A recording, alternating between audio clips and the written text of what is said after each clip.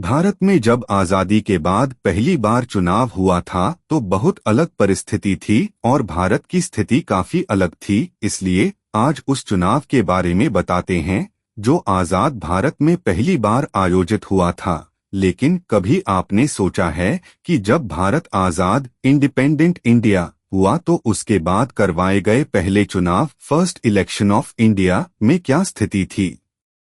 आजादी के कुछ साल बाद हुए पहले चुनाव में लोगों ने कैसे वोट डाला होगा और उस दौरान भारत में क्या माहौल रहा होगा? आपने देखा होगा कि पिछले कुछ सालों में चुनाव की तस्वीर और प्रचार करने का तरीका काफी बदल चुका है। जहां पहले मतदान पेटी में वोट डाले जाते हैं, अब उनकी जगह वोटिंग मशीन ने ले ली है।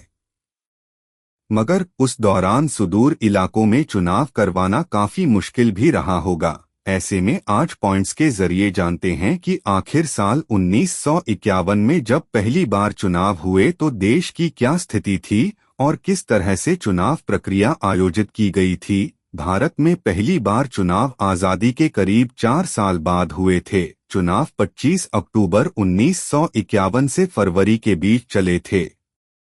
चुनाव में 53 राजनीतिक पार्टियों ने चुनाव लड़ा था और 1874 प्रत्याशी चुनावी मैदान में उतरे थे। यह चुनाव लोकसभा का चुनाव था और 401 सीटों पर हुआ था। इस चुनाव में 18 साल से अधिक वर्ष के नहीं बल्कि 21 साल से अधिक उम्र के लोगों ने वोट दिया था। उस वक्त देश की जनसंख्या 36 करोड़ थी और 17.32 लोग वोट देने के लिए एलिजिबल थे। इसमें से 45% लोगों ने अपने मताधिकार का इस्तेमाल किया था। इस चुनाव में कांग्रेस ने जीत दर्ज की थी और चुनाव के बाद जवाहरलाल नेहरू पहले चयनित प्रधानमंत्री बने। कांग्रेस को उस वक्त दूसरी बड़ी पार्टी से 4 गुना वोट मिले थे। वहीं सीटों की बात करें तो कांग्रेस ने 364 सीटें जीती थीं, जबकि सीपीआई को 16 सीट मिली थी। कांग्रेस को 45% से अधिक लोगों ने अपना वोट दिया था। जब भारत में पहली बार चुनाव हुए तो बहुत से लोगों को पहले से इसके बारे में नहीं था। ऐसे में लोगों के लिए सितंबर में मॉक इलेक्शन भी करवाए गए, यानी लोगों को पहले डेमो दिया गया कि किस तरह से इलेक्शन होता है और कैसे वोट देना है। जैसे राजस्थान में कई रेगिस्तानी इलाकों में पहली बार काफी मुश्किल हुई थी।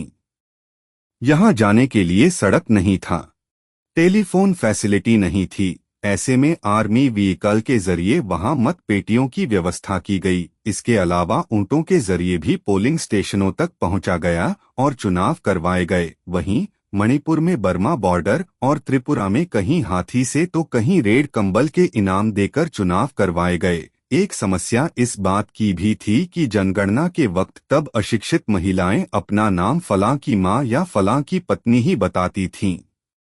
इसके चलते सुकुमार सेन ने निर्णय लिया कि ऐसी कुल 28 लाख महिलाओं के नाम वोटर लिस्ट में से हटा दिए जाएं और अगले चुनावों तक इस समस्या से निजात पाई जाए। चुनावों की प्रक्रिया को समझाने और चुनाव होने की खबर देने के लिए आयोग ने रेडियो और फिल्मों का सहारा लिया।